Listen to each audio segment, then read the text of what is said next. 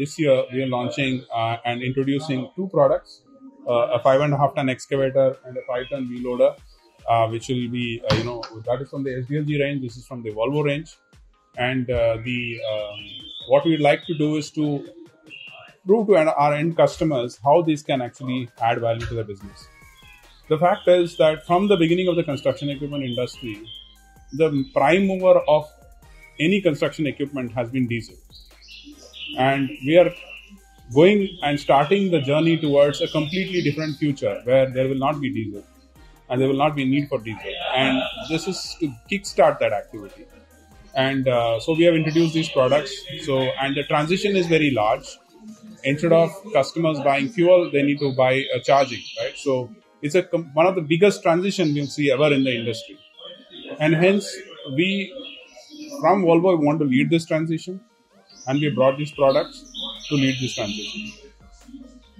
So what we will be doing over the next 3-4 months is to bring these products to customers and put in their application and prove to them how this product would make a difference commercially for them and make it viable for them to use. Both from the perspective of the product giving productivity, but also that electric is easy to use. It's also important for them to come over this barrier of, okay, how do I charge the product? How much long can I use? Will it be, doable for me to use this product? So these are the things that we would like to solve. And we will probably open for pre-bookings.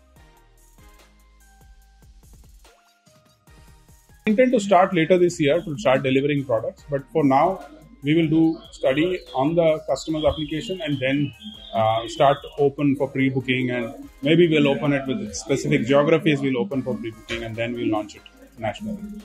So that's the plan with these products, and I hope that this will make a big difference to the industry and also lead the industry towards a new future. No one has commercially tried to make it viable, so we intend to make it commercially viable, and our aim is that we will be able to convert customers' mindset to switch towards cleaner technologies like this.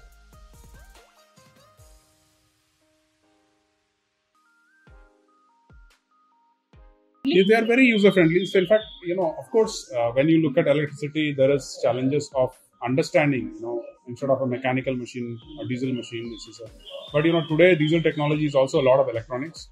And in that sense, this also has a lot of electronics. But I was sitting and operating. It is as simple as using any other product.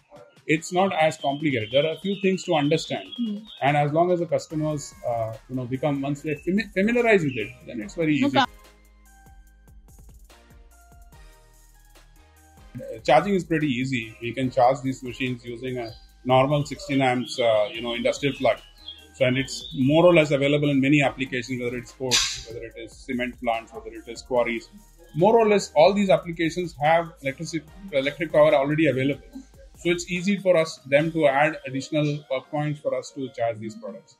And on a single charge, these machines can run for one full shift.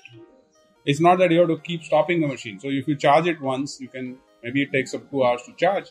Once it is charged fully, you can run it for 6 to 8 hour shifts, and then it charge again for the next shift.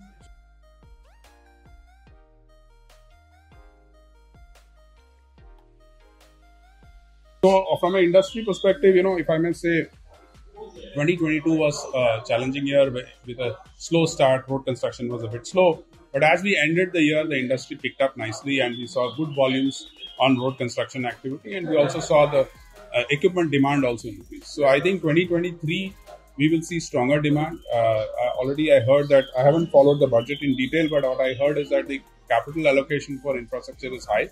Obviously, the focus from the government is to deliver more projects in 2023, being a pre-election year. And hence, I expect the market to be very strong in 2023. And hence, of course, our sales will also be strong. 24 will be challenging because the election year will typically have a slower activity level. But, depending on how the election happens, we expect it to play out accordingly. By 2030, India should be a very large market. Our ambition as an industry is to be number 2 in the world. We became number 3 in 2018 when we surpassed Japan. I hope that by 2030, industry will be number 2 globally. And this will happen not just because there are a lot of infrastructure projects happening. There will also be adoption of newer technologies. In many areas where it is not mechanized, mechanization will happen. Newer types of products will get used, and hence we will see a good growth of the industry size, and hence not only that, we also expect exports to grow from this industry. We are seeing a lot of interest from European countries, Middle East, and Africa to procure material from India, and I think that trend will continue to accelerate.